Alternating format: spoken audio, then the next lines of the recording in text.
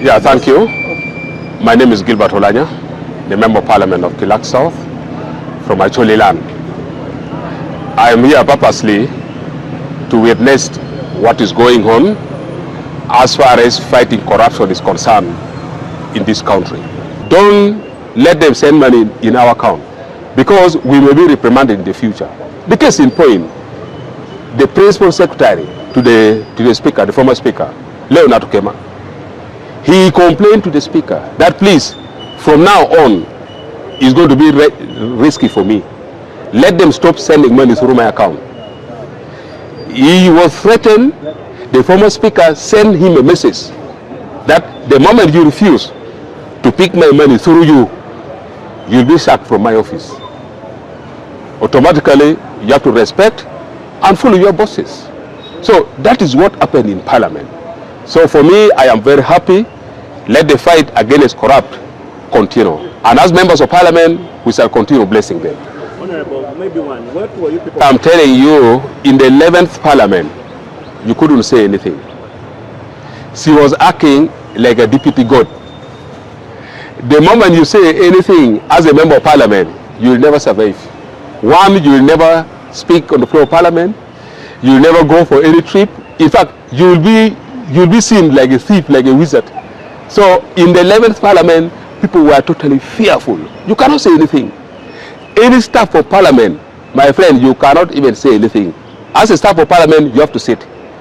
The moment you mention anything about Anita Mong, you'll be fired on phone. And the following day, someone will be recruited. That is also another area that we want the Parliament to investigate. There are so many staffs that were recruited in Parliament, just on phone. They call you, today you are the principal secretary, today you are a clerk. Just things were happening in a very nonsense, useless way, uncoordinated move. So Parliament should be investigated properly. I am happy that has already started, and we shall continue blessing them. We have so many informations as members of Parliament. I've been in Parliament for the last 15 years, and I'm telling you, the Parliament I saw so far, it has been the worst Parliament so far. In the 11th Parliament, we have seen what Ugandans have never seen. Everything was transactional. You will never transact any business in Parliament without putting money part of it. And Uganda was going astray. I am very happy for what President Yoweri Museveni and the CDF General Muhoozi have started in the fight against corruption. The former speaker, if she was to be left to be the speaker for another 5 years, I'm telling you, Uganda would have gone. I witnessed how people were carrying money in bags in Parliament. How money was being carried, just like rubbish. So what was happening in Parliament is terrible. And I've seen how other people were suffering here today. You know, the majority of those ones who were arrested, they were only being used by the former speaker, Anita Mong. For example, she could ask the authority to wire money into your account. And after receiving the money, you must carry everything, not even picking 1,000. You withdraw all that money and hand it over to her without picking a cent. And today, they are now being arraigned in court that they are accomplices of the event. To me, the key suspect is the former speaker, Anita Mong, and the clerk to Parliament.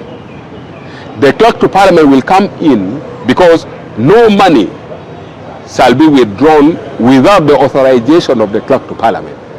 He is the principal chief accounting officer in the Parliament. So why should we really disturb those people? They are very innocent. They were only being used ignorantly. Some people were complaining. It is true, once your boss directs you to do something, you cannot refuse. Aware that in Parliament, they pay our people fairly well.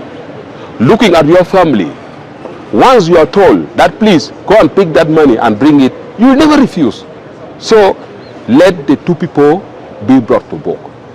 We shall be happy as Parliament seeing the former speaker being arraigned in court, The person who is supposed to be in Lozera is the former speaker, and to clock to Parliament than disturbing these people for no good reason.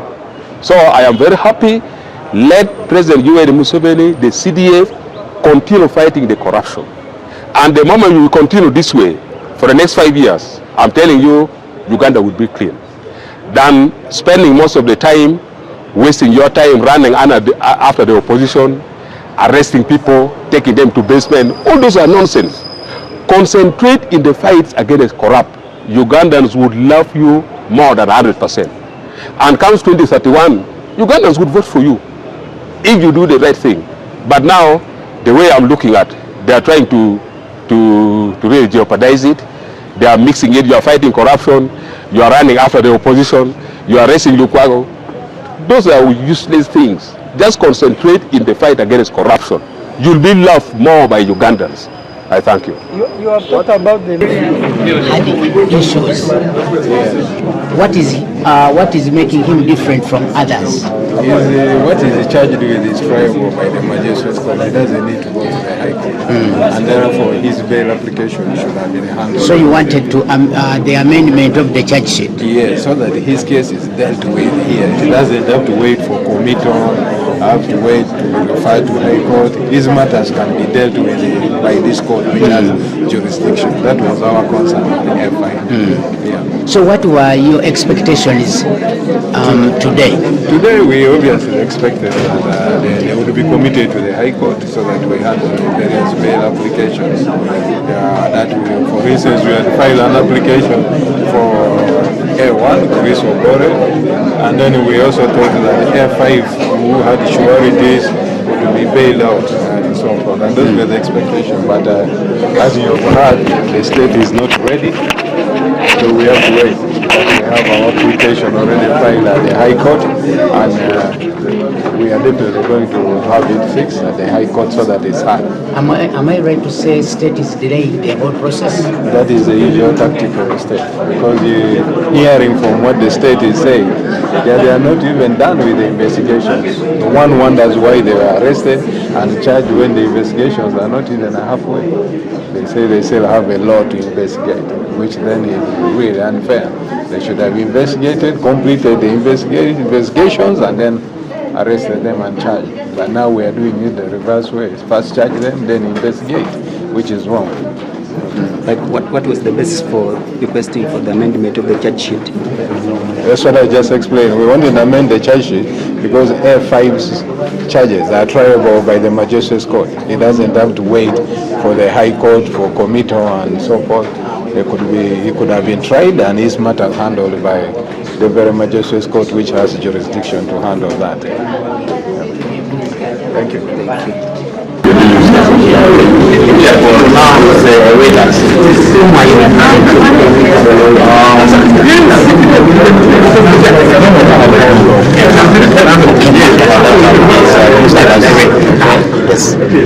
So this is the one you represent. So you wanted to ask bail from him? No. Today, remember when we appeared last week, State had told court about their documents she was working on. And those documents have to be committal papers. So we thought, because since the matter is going to High Court, the accused persons have to be formally forwarded through that process called committal. So, and because it is a High Court with the jurisdiction to handle the matter, we thought if they were forwarded to High Court today, then we would apply for it. Am I right to say the prosecution is delaying the process? No, I don't want to go that way for now. But maybe in the next adjournment we will have known what is the position of prosecution. So next adjournment you're expecting either a committal? Yeah, in the next adjournment that's what we are expecting. We are not expecting anything less than a committal. Okay. Yes. Thank you so much. Okay. Yes. All right.